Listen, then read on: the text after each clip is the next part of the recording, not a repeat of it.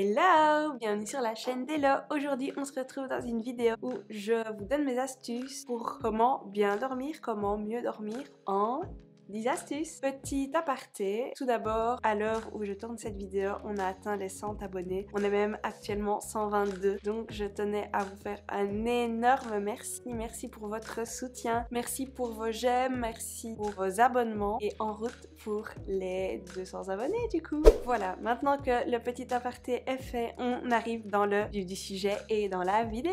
Alors, tout d'abord, on va parler un petit peu théorie. Pourquoi est-ce important de dormir et pourquoi est-ce important de bien dormir? Alors tout d'abord pour l'humeur, vous le savez, quand on ne dort pas assez, on est de mauvaise humeur, on est beaucoup plus efficace dans nos tâches, dans notre concentration et également au niveau de la santé, il a été prouvé scientifiquement, comme ça vous le savez, ne pas assez dormir pouvait avoir des répercussions sur notamment l'obésité, mais pouvait également donner des problèmes cardiaques. Pour dormir d'ailleurs, selon la science, il faut entre 6 et 9 heures de sommeil. Petit disclaimer, je ne suis pas médecin. Les astuces ici que je vais vous présenter sont des astuces qui ont fonctionné sur moi ou sur mon entourage. Si vous avez des problèmes de fatigue chronique, si vous avez des problèmes d'insomnie chronique, allez voir un médecin, allez voir des spécialistes. Il peut s'agir de dépression, il peut s'agir d'autres choses. Donc pour ça, je vous invite réellement à aller voir un médecin et de ne pas prendre pour argent comptant ce que je vais vous raconter. Alors tout de suite, la partie 1, comment s'endormir.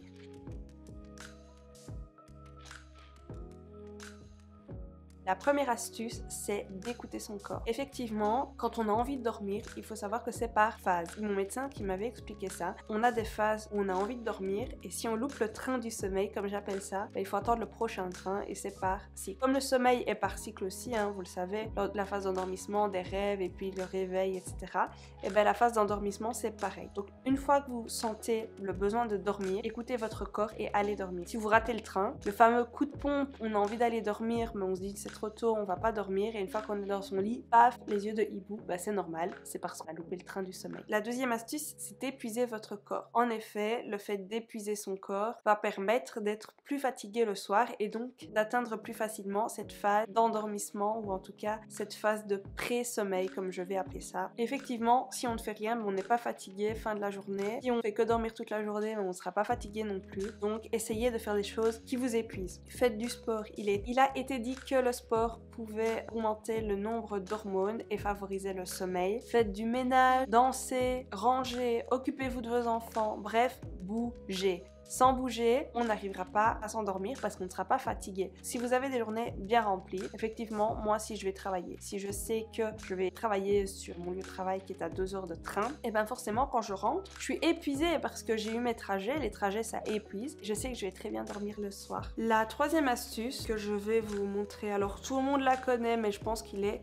important de la rappeler, c'est d'éviter les excitants à partir de, je dirais, 16-17 heures si vous allez dormir vers 21 comme moi, 21-22, ça dépend. Qu'est-ce qu'on appelle excitant? La caféine, la théine, le coca, en fait le sucre. Pourquoi? La caféine, la théine, le sucre, qu'est-ce que ça fait? Ce sont des molécules qui vont augmenter le pic d'insuline. L'insuline en fait c'est ce qu'on produit quand on a du sucre et ça ralentit la mélatonine. Je pense que vous avez déjà entendu, c'est l'hormone du sommeil. Donc voilà en fait pourquoi est-ce qu'on dit toujours de ne pas abuser des boissons sucrées, du thé ou du café. C'est simplement parce que la mélatonine, l'hormone du sommeil, celle qui nous fait coucou là quand on a le train du sommeil qui attend, elle est ralentie, voire elle n'arrive pas. Quand je dis excitant, c'est également les films d'horreur. N'allez pas vous faire votre meilleur Conjuring juste avant d'aller dormir parce que vous allez avoir les pépettes. Ne faites pas non plus des films à suspense ou ne regardez pas non plus une super série où vous avez vraiment envie de voir la suite parce qu'en fait ça ne va pas du tout, mais alors pas du tout vous aider à vous endormir. De plus, au niveau du café, il faut savoir que le café a un effet diurétique, donc c'est-à-dire que un effet qui va vouloir aller faire pipi. Alors si vous avez un pipi du matin à faire pour un test urinaire, il n'y a pas de souci, faites-vous plaisir, mais si vous n'avez pas envie d'aller aux toilettes toute la nuit, je vous déconseille le café. Quatrième astuce, on est dans les banalités, mais toujours important de le rappeler, pour se mettre en condition pour aller dormir, pour essayer de se détendre, parce qu'en fait, plus on est stressé, moins on a envie de dormir. Prenez un bon bain chaud, faites-vous un petit masque à l'aloe vera avec des concombres, un bain, une douche chaude, tout ça va vous relaxer et ça va avancer, voire ça va stimuler en fait la mélatonine et donc ça va vous permettre de vous endormir un peu plus facilement ou en tout cas d'avoir envie de dormir. N'oubliez pas. on a envie de dormir, on se met au lit. Et on coupe les écrans. Instagram, TikTok, Facebook ou la télé, c'est pas le bon plan si on veut s'endormir. La 5e astuce, c'est de lire un livre. Pourquoi? Parce que quand on lit un livre, ça fatigue nos yeux. Et fatiguer les yeux, on a les paupières qui se ferment et on s'endort, il n'y a pas de secret. C'est d'ailleurs pour ça qu'il y a énormément de gens qui disent « Oh, je me suis endormie sur mon livre ». Et ben forcément, ça fatigue les yeux, on a envie de s'endormir. Ne regardez pas une série ou ce genre de choses parce qu'en fait, les écrans, ça excite. Et c'est d'ailleurs pour ça qu'on dit aux enfants de ne pas regarder la télé avant d'aller dormir. Donc, on ne regarde pas les écrans, on lit un livre, on lit une BD,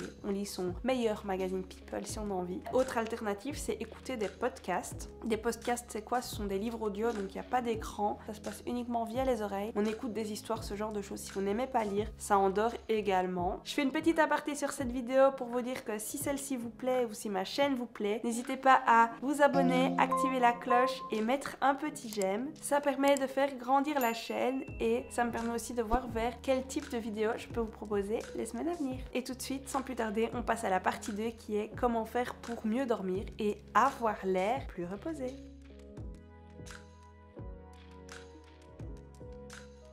Alors ici, simplement ce qu'on va dire, c'est éviter de se réveiller. Ça c'est la première chose. Si on a envie de bien dormir et d'avoir l'air plus reposé, c'est d'éviter les micro-réveils. Les micro-réveils, ça passe par plein de choses. Ça passe par éviter d'aller aux toilettes, donc éviter de vous enfiler même 1,5 litre d'eau avant d'aller dormir parce que vous allez avoir envie de faire pipi toute la nuit, c'est pas le bon plan. Mais évitez aussi d'avoir trop chaud ou trop froid. Donc pour ça, il faut essayer d'avoir une température dans la chambre qui est idéale. On conseille à peu près à 18 degrés. Aussi bien en hiver qu'en été. En été, on est bien d'accord quand on a des canicules comme l'année dernière.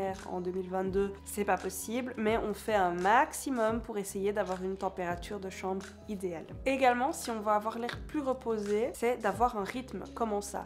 Forcément, au début, quand on va vouloir se réveiller à 7h du matin ou à 8h du matin, on va entendre le réveil, on va être réveillé par le réveil, donc on va être au bout de notre vie. Maintenant, à partir du moment où vous mettez votre réveil à heure fixe tous les jours, à force, votre corps s'habitue et vous vous réveillez même avant le réveil parfois. À condition évidemment de ne pas avoir été dormir à 1h du matin et d'avoir que 4 heures de sommeil. On est bien d'accord. Mais sinon, avoir un rythme, ça permet à son corps de s'habituer. Et d'ailleurs, vous verrez à la fin, vous n'aurez même plus besoin de réveil parce que vous vous réveillerez naturellement. Une autre chose essentielle pour éviter les réveils, c'est d'avoir une literie de qualité. Alors, ça a un coût, certes, mais votre dos vous dira merci. Adieu les maux de dos. Le fait d'avoir aussi des draps de qualité, de ne pas avoir des draps en synthétique, ça vous évitera peut-être de transpirer trop et donc de vous réveiller parce que vous êtes trempé. Et d'ailleurs, petit tips que nous on utilise à la maison, c'est que chez Ikea, pour à peu près 40 €, vous avez des coussins à mémoire de forme. Donc ce sont des coussins qui s'adaptent parfaitement à votre nuque et à votre tête et qui ont un revêtement en gel d'un côté, ce qui vous permet d'avoir moins chaud en été. Voilà, c'est 40 €, ça coûte pas très cher. Que demande le peuple? Autre astuce pour les personnes qui possèdent des animaux, évitez de dormir avec eux. On adore nos petites bêtes de poils. J'ai moi-même un petit chihuahua qui s'appelle Scrattybull qui a 4 ans. Et je peux vous dire par expérience que lorsque je dors avec lui, c'est un enfer, je dors très mal. Il se met dans le creux, mais moi je bouge la nuit, donc je chote dedans, etc. Il a toujours envie de se coller à moi. Donc voilà, si je peux vous donner une petite astuce, ne dormez pas avec eux. Mettez-les dans un petit panier, ils seront tout aussi bien. Et enfin, dernière astuce pour mieux dormir, combattez les ronflements de vous ou celui d'à côté. Parce que d'expérience, j'ai un conjoint qui dort à côté de moi, j'ai mon petit chéri qui dort à côté de moi et qui parfois ronfle, notamment quand il a bu un verre de trop. L'alcool est à consommer avec modération, bien sûr. Mais quand il boit un verre de trop, il ronfle. Et ces ronflements, moi je réveille depuis que je suis maman. À la moindre mouche qui vole, je me réveille, donc je ne dors pas bien. Donc il faut combattre les ronflements. Alors forcément, quand on sait qu'on a bu un verre et qu'on ronfle à cause de ça, on ne sait rien y faire. Mais il y a des solutions. Alors parfois on ronfle pour des raisons pathologiques. Et dans ce cas, je vous invite à aller voir un médecin. Mais également d'aller voir un médecin parce que parfois, et ma maman a eu le cas, parfois les personnes qui ronflent font en fait des apnées du sommeil. Et qu'est-ce que ça signifie faire des apnées du sommeil? En fait, ce sont des micro-coupures au niveau de la respiration. Et en fait, on fait des micro-réveils. Et les micro-réveils nous réveillent sans nous réveiller. Donc on ne se rend pas compte qu'on se réveille. Et le problème, c'est que nous, on dort toujours, donc on ne s'en rend pas compte. Mais ce genre de petites choses, on peut en faire parfois 10-15 par heure. Et ben, c'est ce qui fait qu'on est crevé. Donc quand on est fatigué, qu'on a de la fatigue chronique, moi, j'invite toujours les gens à aller voir le médecin pour, à mon avis, faire un test du sommeil. Donc on vous met plein d'électrodes partout sur la tête, sur les tempes, sur les... Voilà, toute une nuit à l'hôpital. et ça permet de voir si vous ne faites pas des apnées, si vous gonflez et s'il n'y a pas un problème médical derrière qui peut être réglé. Voilà, c'est tout pour cette vidéo, j'espère qu'elle vous aura plu. N'hésitez pas à me dire en commentaire si vous avez des problèmes de sommeil et si les astuces que je vous ai données, elles sont peut-être inédites pour vous et vous avez peut-être envie de les tester pour mieux dormir ou justement pour aller dans les bras de Morphée. Attention qu'à partir de la semaine prochaine, on va tester un nouveau format, donc c'est-à-dire pas un format de vidéo. Je posterai une vidéo tous les vendredis, mais également tous les dimanches. Donc restez connectés. Je vous fais de gros bisous et je vous dis à la semaine prochaine dans une nouvelle vidéo. Ciao ciao!